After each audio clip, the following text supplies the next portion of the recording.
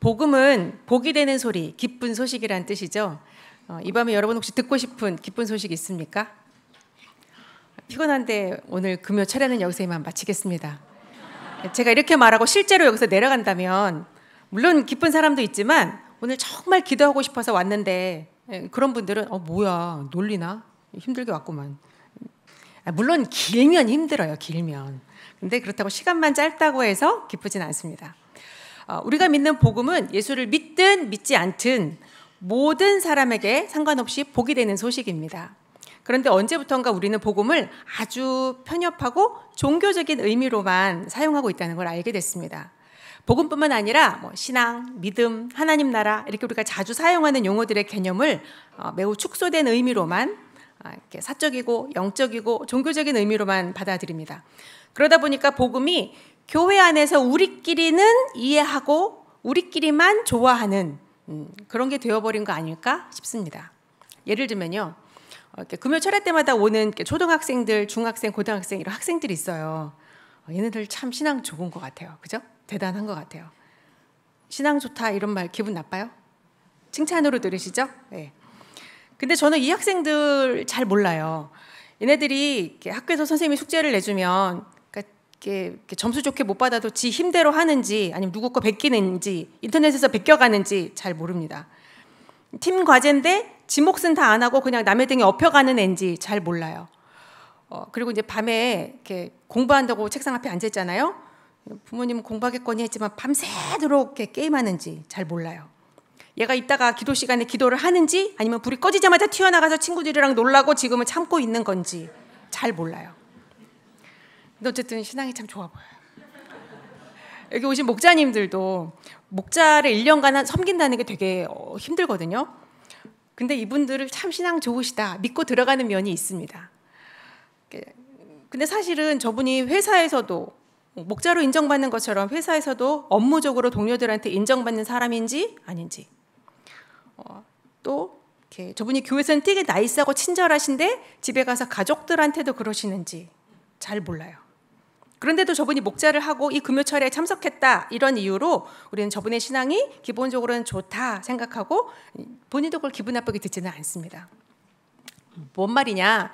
그러니까 우리는 복음이나 신앙에 대해서 얘기를 할 때 주로 내면적이고 영적인 거, 안 보이는 것들이죠. 그리고 보이는 것은 교회 안에서 보이는 모습, 이런 것에 대해서만 말하지 실제로 그 사람이 일상에서 관계를 맺고 사는 다른 사람들과 어떻게 사는지 이것은 잘 염두에 두지 않죠.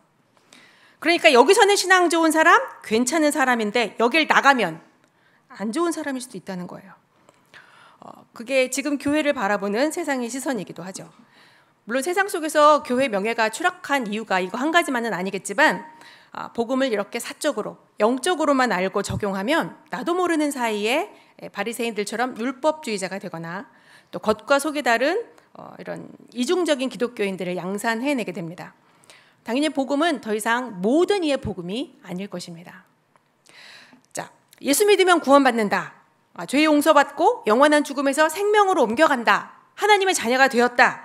여러분 이거를 구어체로 생활 용어로 한번 바꿔보세요. 어떻게 될까요? 잘 안 해봐서 잘 모르시겠죠. 어려우시죠. 1:1 양육받으면 이런 거 합니다. 연습합니다. 자, 예수 믿으면 구원받는다? 이게 무슨 뜻일까? 그러면 이 입시지옥에서 이 공부지옥에서 요즘 막 7세 고시 이런 말도 생겨나는 이 스펙 중심의 세상에서 구원받는다는 건 대체 어떻게 된다는 건가? 예수 믿으면 공부 안 하고 살 수 있다는 건가? 뭐라고 답하시겠습니까? 입시지옥, 취업전쟁 이런 거 시달리는 청소년, 청년들한테 열심히 공부해라 이 말보다 예수님 잘 믿어야 된다 이 말이 더 중요한 이유가 뭡니까? 아니에요? 공부 열심히 하는 게 더 중요해요?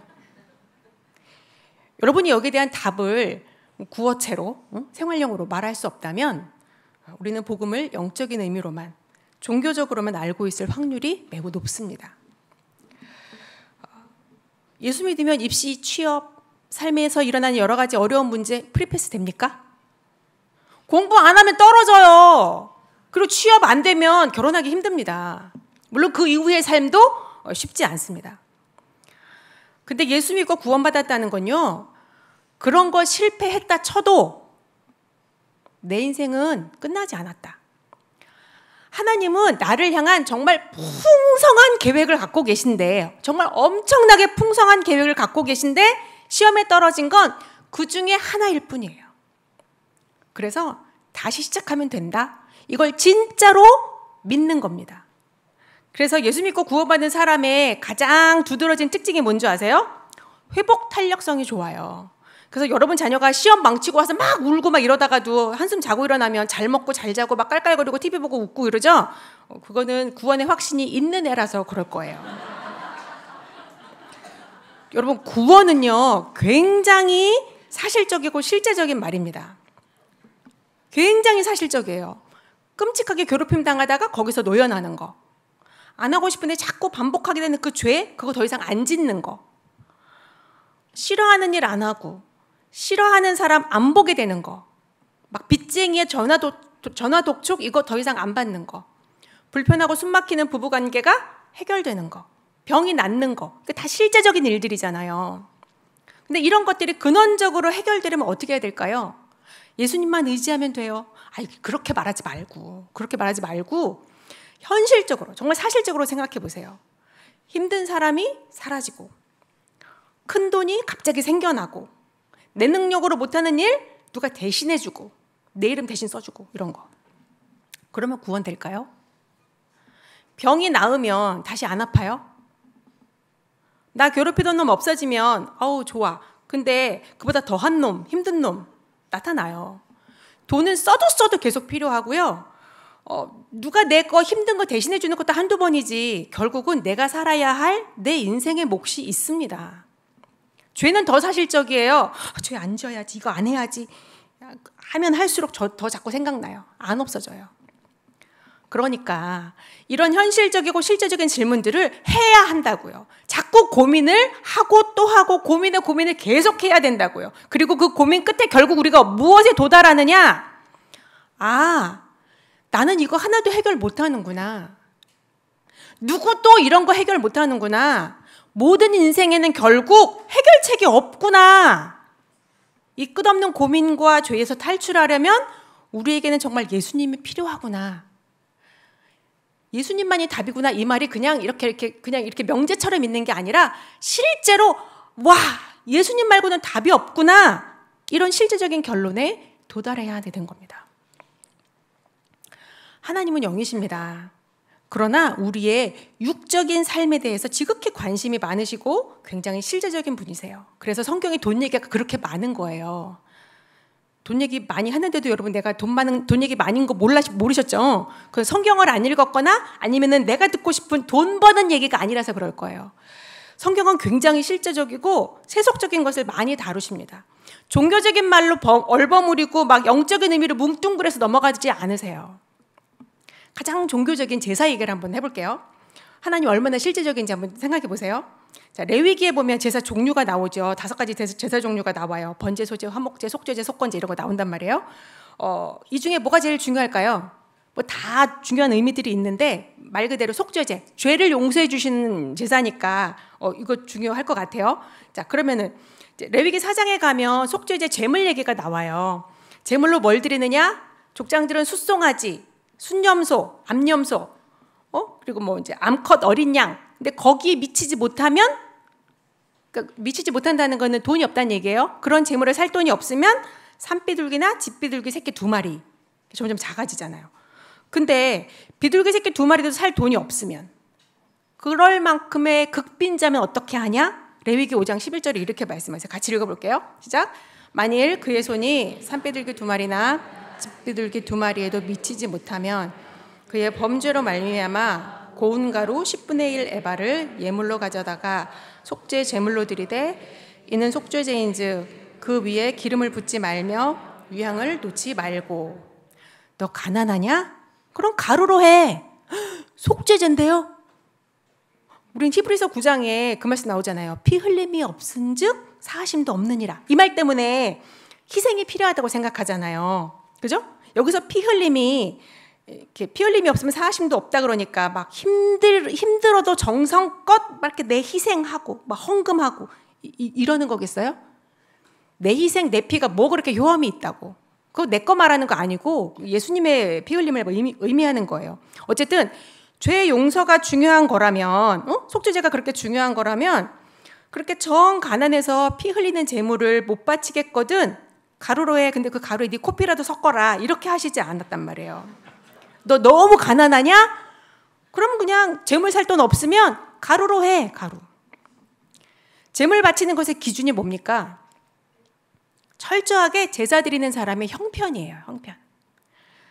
그렇다고 다 우리 형편에만 맡겨두시지 않았어요. 네 형편이 어려우니까 제사 안 해도 돼. 이래야 될 텐데 그러지 않았단 말이에요. 가난한 사람들도 제사해라.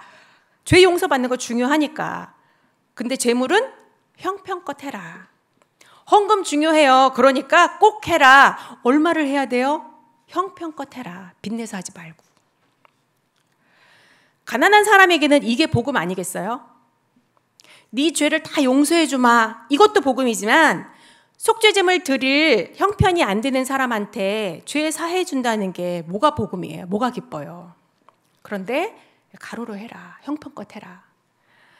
근데 이런 복음을 기쁜 소식으로 듣지 못하게 하는 건 누구다?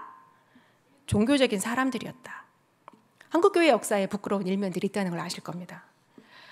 하나님은 종교성을 강화하려고 엄청난 헌신과 반드시 지켜야 할 의무 이런 거 강조하지 않으세요. 아무리 중요한 사안이라도 오히려 중요하면 중요할수록 종교성을 강조하지 않으십니다. 형편껏 해라. 너무 실제적이죠. 근데 우리는 중요하다 그러면 자꾸 힘이 들어가요.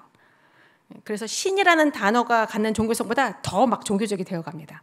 자, 그러면 종교적이면 안 되냐? 종교적이란 말은 종교랑 관련되어 있다는 뜻이잖아요. 종교란 말 자체가 초월적인 영적인 존재에 대한 믿음과 그에 따른 의식들, 세레머니 이런 걸 말해요. 그럼 종교적이라는 것은 초월적인 거, 영적인 거, 안 보이는 거잖아요.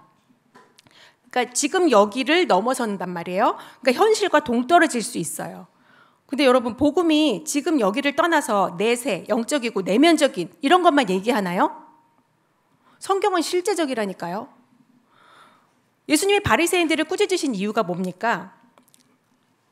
종교적으로 살면 지금 여기 나의 형편, 상황 이런 것은 2차적이 돼요. 부차적인 것들이에요. 그럼 1차는 뭐예요? 하나님을 향한 열심, 하나님을 향한 헌신 이런 게 1차예요. 그래서 그것에 대한 자기의 진실성을 입증하기 위해서 얼만큼 해내느냐 이게 중요해집니다. 안 보이는 종교성을 보이게 해야 되니까요. 그래서 해내면 자기 자랑, 자기 의가 되고 못하면 죄인 만드는 거죠. 그래서 해내는 자신의 입지를 자꾸만 더 굳혀가는 겁니다. 하나님이 진짜 원하시는 건 아니에요. 이런 거. 하나님이 우리에게 원하시는 것은 종교적으로 지극한 사람 이거 원하지 않으세요. 현실에 땅에 발을 붙이고 사는데도 하나님 나라를 살고 하나님 눈에 안 보이는데도 마치 하나님 보이는 것처럼 사는 거 그런 걸 원하세요. 서론이 길었는데요. 우리가 아까 본문으로 읽은 이사야서 2장 1절에서 5절은 이사야가 본 환상이에요. 마지막 날에 대한 환상입니다. 이사야서가 말하는 복음은 결국 예수님이 말씀하시는 하나님 나라와 같습니다. 읽으시면서 들으셨겠지만 그 환상의 내용이 뭐예요? 모든 열방들이 예수 안 믿는 하나님 모르는 사람들이 모든 열방이 하나님 앞에 나와와요. 그리고 그 하나님 때문에 갖고 왔던 칼과 창, 무기잖아요. 사람을 죽이는 그 칼과 창을 다 버리고 모두가 함께 어울려 사는 나라. 이게 하나님 나라예요. 근데 우리가 종교적인 생각으로 가득하면 이 말씀이 눈에 잘 안 들어옵니다. 하나님 나라는 믿는 사람들이 구원받고 행복하게 사는 나라. 그잖아요?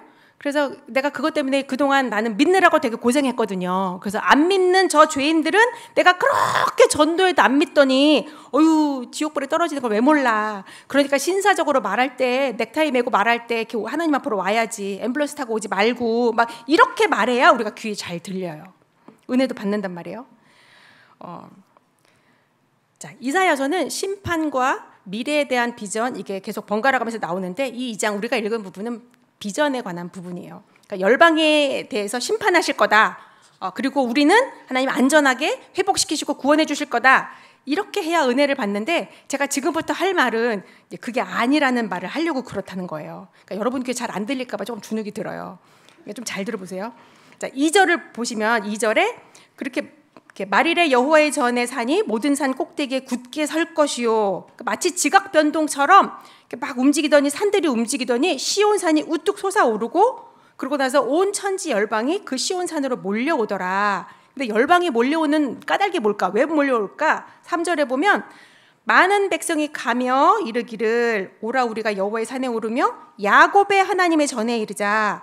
그가 그에게를 우리에게 가르치실 것이라 우리가 그 길로 행하리라 하리니 이는 율법이 시온에서부터 나올 것이요 여호와의 말씀이 예루살렘에서부터 나올 것임이니라. 열방이 시온으로 왜 와요? 거기 성전이 있어서? 예루살렘이 세상의 중심이니까? 아니요. 그래서가 아니고요. 거기에 여호와의 말씀, 여호와의 율법에 대한 기대 때문에 하나님이 가르치심이 거기 있기 때문에 온다고 말해요. 하나님 말씀 때문에 와요. 자, 여기 마지막 구절을 보시면 대칭되면서 반복되잖아요. 율법이 시온에서부터 나올 것이요. 시온의 다른 이름이 예루살렘이거든요. 율법의 다른 말도 여호와의 말씀 같은 뜻이죠. 그러니까 같은 말이 대칭되면서 반복되고 있어요. 그러면 여기서 말하는 율법, 여호와의 말씀은 대체 뭘 말하는 거냐? 무슨 말씀이냐? 근데 2장에는 이게 자세히 잘 안 나옵니다. 그래서 이걸 알아보려면 이 구절처럼 문학적인 이런 대칭을 사용해서 강조하는 곳이 또 있는데요. 바로 그 앞장에 있어요. 이사야서 1장 10절에 보면 이런 말씀이 있어요. 시작. 너희 소돔의 관원들아 여호와의 말씀을 들어라. 너희 고모라의 백성아 하나님의 법에 귀를 기울일지어다. 여기 보면 대칭되죠. 소돔의 관원들아 고모라의 백성아 여호와의 말씀 하나님의 율법 들어라 귀를 기울여라 이렇게 명확하게 대칭이 됩니다. 그래놓고 귀를 기울여라 해놓고서 귀를 기울여야 될 여호와의 말씀이 뭔지가 11절부터 17절까지 말씀에 쭉 설명이 돼요. 근데 그거요 우리가 자주 들어서 아는 말씀이에요. 요약하면 무슨 말이냐면 이런 거예요. 11절부터 17절까지 말씀이 너희가 드리는 제사 지긋지긋해. 기도 고만해라. 백날 기도해봐라. 내가 그딴 기도 듣나. 너희가 드리는 제사와 절기와 제물 나는 이제 거부하겠다. 제사를 거부하셔요. 그럼 대체 뭘 원하시는 거야? 네, 하나님이 원하시는 게 나와요. 1장 17절에 이사야 1장 17절 시작. 선행을 배우며 정의를 구하며 학대받는 자를 도와주며 고아를 위하여 신원하며 과부를 위하여 변호하라 하셨느니라. 하나님이 요거 원하시는 거예요. 한마디로 뭐예요? 정의롭게 살라고. 여기서 보면 신원하며 변호하라 이거 나왔죠. 요거는 주로 신원하다는 거는 억울함을 풀어준다는 뜻이에요. 변호하는 거 잘 아시죠? 변호사들이 하는 거. 그러니까 재판에 대한 얘기예요. 재판하는 거예요. 하나님은 너희들 제사에 좀 문제 있어. 너희들 태도가 그게 뭐야? 정성이 부족해 와서 졸기나 하고 이런 거 언급하지 않으십니다. 이 교회당 바깥에서의 고아와 과부가 흘리는 피눈물이 있는데 억울한 사람들이 흘리는 피눈물이 있는데 그거 해결하지 않은 채 와가지고 온 맘 다해서 정성껏 예배 드린다고? 나 그런 거 안 받는다. 우리가 주일에 드리는 예배가 합당한 예배인가의 기준이 뭐예요? 주일날 그 예배 태도나 마음가짐이나 정성스러운 태도 이게 아니라 주일 외 나머지 날들의 우리 삶이 어떠한가 이게 기준이라고 단적으로 말씀하고 있습니다. 근데 이런 얘기하면 되게 안심하시는 분들 많더라고요. 왜? 난 착하거든. 거짓말 별로 안 하고 삥 안 뜯고 나쁘지도 안 하거든요. 근데 이거 역시도 현실적이고 아주 구체적인 시선으로 다시 생각해 봤으면 좋겠습니다. 여러분의 주일 외의 날들을 살펴봐라 이렇게 말하면 이것도 되게 종교적인 반성으로 그치는 분들이 많다고요. 그러니까 내가 주일만 예배드리고 다른 날들은 성경책도 한번 제대로 안 펴보는데 지금 그런 얘기가 아니라고 했잖아요. 하나님 요지는 하나님이 지금 그런 얘기 하시는 게 아니라고요. 종교적으로 정성껏 진심으로 교회와 관련되어서 살라는 게 아니라 정의를 행하라는 말이에요. 정의가 뭔가요? 구약 성경에서 정의를 뜻하는 단어가 째닥한데 이거는 사람과 사람 사이의 올바른 관계를 뜻합니다. 사람과 사람 사이의 올바른 관계. 믿고 안 믿고가 아니에요. 그냥 사람이라면 누구나 올바른 관계. 다른 사람들의 형편과 처지에 깊이 공감해서 올바른 재판을 하고 공정한 상거래가 이루어지는 거. 어렵습니까? 정의? 여기 초등학생들도 다 알아들을걸요? 올바르게 재판하고 공정한 상거래가 이루어지는 거. 그래서 구약 성경 내내 선지자들을 통해서 정말 하나님이 끈질기게 정의를 요구하시는데 거기에 기준이 딱 두 가지예요. 올바른 재판, 공정한 저울추 이거예요. 그러면 여기 또 안심하는 사람 또 있다? 나는 재판할 일도 없고 난 장사하는 사람도 아닌데 제가 이걸 어떻게 적용해야 되나 고민하다가 우리 큰아들한테 이런 얘기를 한 적이 있습니다. 요즘은 이렇게 식사 후에 디저트 사 먹는 거 그리고 또 그런 식사 비용이나 디저트 비용을 다 각자 더치페이 하는 게 일상적인 문화더라고요. 대학생 큰아들의 용돈 주는데요. 제일 많은 사용처가 먹는 거예요. 다 먹는 거. 근데 얘가 학교 식당 좀 싸잖아요. 근데 학교 식당 밥을 안 먹고 꼭 나가서 사 먹더라고요. 그리고 그거 먹고 나면 꼭 메가커피에 가서 이렇게 디저트를 사 먹어요. 그냥 학교 식당에서 먹으면 안 되냐? 아니야, 엄마. 대부분 애들 다 그래. 애들이 다 그런데요. 그래서 제가 말했어요. 그 대부분에 속하지 않는 학생들이 있다. 나가서 먹지 말고 가능하면 걔네들이랑 같이 학교 식당에서 먹어. 그리고 너 용돈 좀 남으면 나가서 먹을 때는 걔네들 좀 사줘. 처음에는 얘가 눈 동그랗게 뜨고 에이 요즘 엄마 그런 애들이 어딨어. 그랬어요.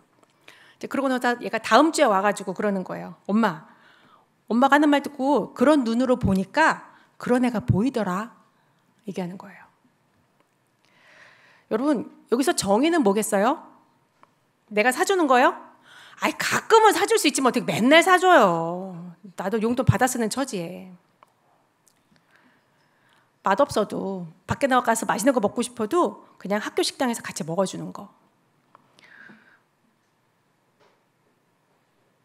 디저트 사 먹지 않고 식후에 산책하는 문화 만드는 거. 아니면 자판기에서 300원짜리 커피 뽑아 마시는 거. 그런 거 같이 하는 거. 물론 폼 안 나죠. 조금. 폼 안 날 수 있어요. 우리 아들이 요즘 그런 애들이 어딨어 했지만 혹시 그런 애들이 있나 하는 눈으로 보니까 보이더라 하는 것처럼 평상시 우리의 마음과 눈을 그렇게 영적이고 내면적인 거 거기다 두지 말고 구체적이고 실제적인 것에 갖다 놓아야 정의롭게 살 수 있는 겁니다. 바리새인들처럼 성경 읽기, 큐티, 기도하기 이런 거 했니 안 했니를 따지는 게 아니라 물론 그거 해야 돼요. 그거 없이 우리 눈과 마음을 어떻게 하나님한테 이렇게 붙잡아 매지지가 않거든요. 근데 정의롭게 살아라가 단순히 누구 등쳐먹지 말고 나쁜 짓 안 한다고 안심할 것이 아니라 우리의 시선과 관점을 어디에 두고 있느냐 이런 적용이 필요한 것입니다. 해서 이사야 2장으로 다시 넘어와서 자, 열방의 백성들이 시온으로 몰려왔다 그랬어요. 뭘 기대하고 와요? 1장을 참고로 한다면 정의로운 하나님을 기대하고 오는 거예요. 그리고 그렇게 나오는 열방들에게 하나님이 뭘 하시느냐 4절에 보시면 이사야서 2장 4절에 보시면 같이 읽어볼게요. 그가 열방 사이에 판단하시며 많은 백성을 판결하시리니. 자 여기까지요. 여기 보시면 판단하신다, 판결하신다. 이것도 재판한다는 뜻이잖아요. 아까 이사야서 1장 17절에서처럼 신원하고 변호하는 것처럼 판단하고 판결한다. 재판 관련 용어들이에요. 성경은 우리가 믿는 내용을 종교로 만들지 않습니다. 우리는 온통 종교적인 표현에 익숙하고 그리고 그렇게 종교적으로 표현해야 뭔가 세련돼 보여요. 그죠? 그래서 율법, 여호와의 말씀 이러니까 딱 대본에 성경 딱 떠올리고 내가 요즘 큐티가 좀 부실하네. 요즘 성경 말씀 읽는 시간이 조금 부족한 것 같아. 이렇게 막 허구나 이런 반성을 해요. 맨날 이런 반성하면 굉장히 유익합니다. 유익한데 되게 종교적인 반성으로 그쳐요. 하나님은 율법과 말씀을 듣겠다 하고 몰려온 사람들을 향해서 설교하시지 않습니다. 하나님만 의지하면 당신의 삶이 복되다 이렇게 가르치지 않습니다. 뭐하냐? 재판하신다고요. 공정한 재판. 여러분 공정한 재판이 없으면 어떻게 됩니까? 문제를 어떻게 해결해요? 주먹이 법이죠. 그러니까 힘 약한 사람들은 억울한 게 많아요. 그래서 이들이 하나님께 기대하는 건요. 은혜의 말씀 그거 아니에요. 이들은 은혜가 뭔지도 몰라요. 이들이 원하는 건 공정한 판결. 내 손 들어주는 거 그거 원하는 게 아니고 누가 잘했든 누가 못했든 공정한 판결을 원하는 거예요. 그리고 하나님이 그렇게 공정하게 판결하세요. 그랬더니 무슨 일이 일어났냐? 4절 후반절에 보면 무리가 그들의 칼을 쳐서 보습을 만들고 그들의 창을 쳐서 낫을 만들 것이며. 자 보세요. 그들의 칼, 그들의 창 다 소유격이 있죠. 이 말은 다 각자 여기 하나님 앞에 올 때 몰려 나올 때 다 자기 칼, 창 하나씩 다 들고 왔단 얘기예요. 이게 왜 필요해요? 업신여김 당하니까 사람들이 하도 함부로 하니까 가진 거 없으면 무시하고 실력 없으면 무시당하고 내가 말을 좀 어눌하게 조리 있게 잘 못하면 조금 약간 이렇게 처지는 사람이라고 취급받고 부족하면 업신여김 당하고 그렇게 무시당해도 억울하다고 말할 데도 없고. 여러분은 이렇게 어떤 사람들의 말을 더 잘 들어줍니까? 이렇게 순둥순둥 그냥 있는 듯 없는 듯 큰 소리 안 내고 좀 불편해도 그냥 이렇게 대충 넘어가지고 참아주는 사람, 이런 사람들을 더 존중해야 될 것 같은데, 그게 정의인데 사실은 그런 사람들을 잘 배려 안 합니다. 좋아할 수는 있죠, 그죠? 반대로 승질 더러운 인간들은 아무도 함부로 하지 않아요. 그래서 성질 막 더러워야 막 대접받지, 막 순하고 그러면 막 다 무시하고 함부로 해요. 그러니까 무시당하지 않으려고 다 칼을 하나씩 차는 거예요. 그게 사회적 지위든 회사의 직급이든 돈이든 뭘로든 내 칼, 내 창 하나씩 갖고 있지 않으면 하도 무시당하니까.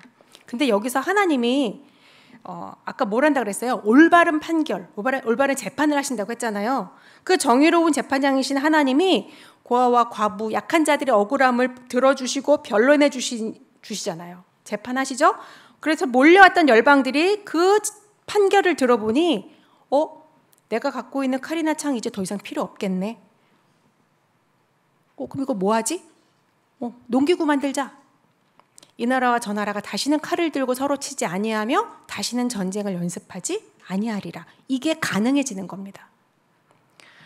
열방들이 시온에 몰려올 때 이들은 아까 앞에 3절에서 뭐라고 했냐면 야곱의 하나님의 전에 이르자 이랬어요. 야곱의 하나님의 전, 자기들의 하나님이 아니고 야곱의 하나님, 이스라엘의 하나님인 걸 알았어요. 자기 하나님이 아니라는 걸 알았다는 겁니다. 그런데도 하나님은 열방에게나 이스라엘에게나 지 새끼나 남의 새끼나 차별하지 않고 공정하게 재판하시는구나, 똑같이 대하시네, 이걸 알았다는 겁니다. 하나님은 교회만을 위하는 분이 아니라는 뜻입니다. 나는 교회 다니고 나는 기도도 하고 나는 큐티도 하고 나는 예배 때 은혜도 받아, 그렇다고 어드밴티지 주지 않는다고요. 하나님은 그 누구라도 억울하지 않게 재판하시는구나. 그러자 열방들이 칼과 창을 버립니다. 여기까지가 이사야에게 보여주신 말일에 대한 하나님의 환상입니다. 그리고 이어서 5절에 자기 공동체를 향해서 말씀하시죠. 야곱 족속아 오라, 우리가 여호와의 빛에 행하자. 바로 이런 영광의 날을 소망하면서 지금 뭐라도 정의롭게 살고 한 걸음씩 걸어가 보자, 이렇게 공동체에 권면하시는 겁니다. 자, 여러분, 이런 날이 올 거라고 기대하십니까? 칼, 창 더 이상 필요 없는 세상 상상하실 수 있겠어요? 이사야가 살았던 시대도 그렇지만 지금 이 세상을 살 때 어디 내놓을 만한 명함 하나 없는 거, 이렇게 이름도 누가 들어도 잘 모르는 대학 이런 간판 달고 이러는 거, 이래도 무시당하지 않고 억울하지 않을 거라고 기대할 수 있습니까? 여기에 열방이 하나님 앞에 몰려왔다 그러니까 막 열방에 그래 복음을 전하자, 우리가 정의롭게 똑바로 착하게 살아서 예수 안 믿는 사람들을 그래 감동시키고 전도하자, 그런 얘기 아닙니다. 그렇게 듣지 마시고, 자, 여러분, 누가 열방입니까? 저 멀리가 열방이 아니에요. 예수 안 믿는 내 배우자, 주일마다 교회 안 가겠다고 싸우는 내 자녀들, 학교에서 교회 다닌다 그러면 이상하게 쳐다보는 애들, 나 기독교인이라 혼전 순결 지킨다 그러면 막 비웃는 사람들, 혼전 순결 지킨다고 이렇게 조심하고 막 이러니까 자기네 별로 안 사랑하나 봐, 막 화내는 여친 남친, 막 이런 사람들, 거기가 다 열방이에요. 그들이 하나님 앞으로 나아오는 이유가 뭡니까? 은혜 때문이에요? 은혜 받으려고 나와요? 아니요, 걔네들은 그런 거 몰라요. 그럼 그들은 뭘 기대하고 오나요? 정의, 올바름, 사람다움, 그것 때문에 하나님 앞에 옵니다. 그런데 우리는 너무 서둘러서 종교적인 은혜를 끼치려고만 해요. 하나도 모르는 얘긴데. 그러니까 복음이 하나도 안 기뻐요, 그들은. 우리가 전하는 복음은. 복음이 누구에게나 복음이 되려면, 누구에게나 기쁜 소식이 되려면 이사야가 본 이 마지막 날에 대한 환상을 우리도 꿈꾸며 살아야 합니다. 나만의 구원이 아니라 나만 기쁜 복음이 아니라 하나님은 모든 이들을 위한 복음을 주셨습니다. 그러니까 내 영혼 천국 가게 됐다고 다가 아니에요. 나로 인해서 다른 사람들이 덕을 보게 하며 살아야 합니다. 그러려면 여호와의 말씀, 하나님의 율법 이거 따르며 살아야 되는데 그게 뭐라고요? 그 내용이 정의롭게 살라는 거예요. 근데 우리가 어떻게 정의롭게 살아요? 살아봐서 다 알잖아요. 우리는 불완전하잖아요. 이럴 때만 아주 그런 걸 막 잘 도망가요. 여러분, 정의는 완전하게 살라는 얘기가 아닙니다. 사람과 사람 사이에 올바르게. 그것도 어렵죠, 조금. 그게 어려우면 단어를 좀 바꿔서 진실하게는 어때? 진실하게. 진실하게 사랑하고 진실하게 사람과 자연을 대하고. 표정 보니까 그것도 어려워. 맞아요. 어렵습니다. 그런데요, 여러분, 내가 그리스도인이라는 걸 어떻게 드러내면서 살까요? 남들이 잘 알아듣지도 못하는 기독교 용어를 아주 비장하고 막 은혜로운 표정으로 막 힘주어서 말한다고 그게 드러나는 게 아닙니다. 누구든지 이해하고 다 동의하지만 지키기는 버거운 진리를 지키면서 사는 거. 그런 데서 그리스도인이라는 게 드러납니다. 예를 들면 사람을 진실하게 대하자. 외모가 처지고 능력 없는 사람은 대충 환영하고 잘생긴 애, 스카이 다니는 애는 진심으로 환영하고 이러는 거 아니고. 이익이 줄어들더라도 그래, 올바른 선택을 하자. 그래, 속 터져도 한마디 확 불을 토하고 싶지만 가족은 귀한 손님처럼 여기자. 누구든 알지만 그렇게 살 수는 없다고 여기는 거. 그런 진리를 실제로 살아내는 겁니다. 여러분, 복음이 왜 복음인 줄 아세요? 왜 기뻐요? 내 영혼 천국 가니까, 그래서 안전해지니까 기쁜가요? 그게 다가 아니에요. 복음을 믿으면 사람의 힘으로는 도저히 할 수 없는 일을 해요. 사람의 머릿속에서는 나올 수 없는 생각을 하고요. 그리고 그걸 실제로 행하게 돼요. 인간계를 벗어나는 거예요. 정의롭게 살아야지. 아이고, 이게 우리 속에서 어떻게 이런 게 나와요. 사람은 정의가 아니라 다 자기 이익을 따라서 삽니다. 아무리 하나님 계신 것을 알아도 칼과 창 못 버려요. 하나라도 더 가지려고 하지. 그런데 우리가 말씀을 들을 때, 말씀을 읽을 때 성령님이 우리 안에서 뭔 짓을 하세요. 뭔 일을 하신단 말이에요. 갑자기 뭔가를 깨닫게 되기도 하고요. 어떤 구절이, 성경 구절이 확 귀에 들어오고 절대 내가 해본 적 없는 그런 생각을 하게 됩니다. 이런 걸 전문 용어로 은혜라고 그래요. 성령께서 이런 은혜를 주시면 사람다운 생각에서 하나님다운 생각으로 전환하게 됩니다. 그래, 나한테는 칼과 창보다 더 강력한 예수님이 나랑 함께 계시지. 이런 걸 깨닫게 되고요. 전에는 내가 참 기다린다고 저 인간이 달라지겠어 싶던 게 갑자기 그 저 인간이 막 그 인간에 대한 긍휼한 마음이 생기면서 그래, 하나님이 날 억울하게 하시지 않겠지. 내 수고를 알아주시겠지. 이런 게 막 믿어지기도 해요. 내 이익보다는 정의, 올바른 거 이런 걸 따라야지. 막 이런 결단도 하게 됩니다. 사람이라면 누구나 당연히 하는 것과는 다른 방식으로 질적으로 다른 삶을 살게 된다고요. 그래서 진짜 고급진 사람이 돼요. 누구를 위해서 뭘 바래서가 아니에요. 그런 걸 더 좋아하게 되는 거예요. 진짜 탈인간계의 인간이 되는 겁니다. 더 놀라운 건 뭔지 아세요? 내가 이렇게 살면요, 나 때문에 다른 사람들이 덕을 보게 돼요. 나도 좋아지고 남도 좋아지는, 그래서 함께 더 나은 올바른 삶, 정의로운 삶을 살게 되는 것입니다. 그래서 복음이에요. 모두에게 기쁜 소식이에요. 부모님이 신앙 좋으면 애들이 힘든 경우 많습니다. 왜요? 실력도 좋아야 되고 인성도 좋아야 되고 영성도 좋아야 되고 성적도 두루두루 다 잘해야 된단 말이에요. 왜? 하나님의 영광을 위해서. 하나님의 영광을 가리우면 안 되니까. 힘들어요. 또 이렇게 아내나 남편이 신앙이 좋으면 배우자는요, 괜히 죄인이 됩니다. 내 신앙 좋은 거, 나 잘하는 거 나를 드러내고 높이는 데 쓰지 말고 내 가족, 내 이웃에게 혜택이 돌아가게 해야 하지 않겠습니까? 그래야 복음이죠. 물론 어려운 거 압니다. 내 나름대로 지금까지 최선을 다해서 했지만 잘 안 됐어요. 한두 번 해서 원래 안 되는 거예요. 우리의 눈이 바뀌어야 하고 현실적이고 사실적이고 구체적인 눈으로 장착하고 그리고 그게 인생관이 되어야 하고 평생의 사명으로 여기며 살아야 할 것입니다. 같이 함께 찬양합니다.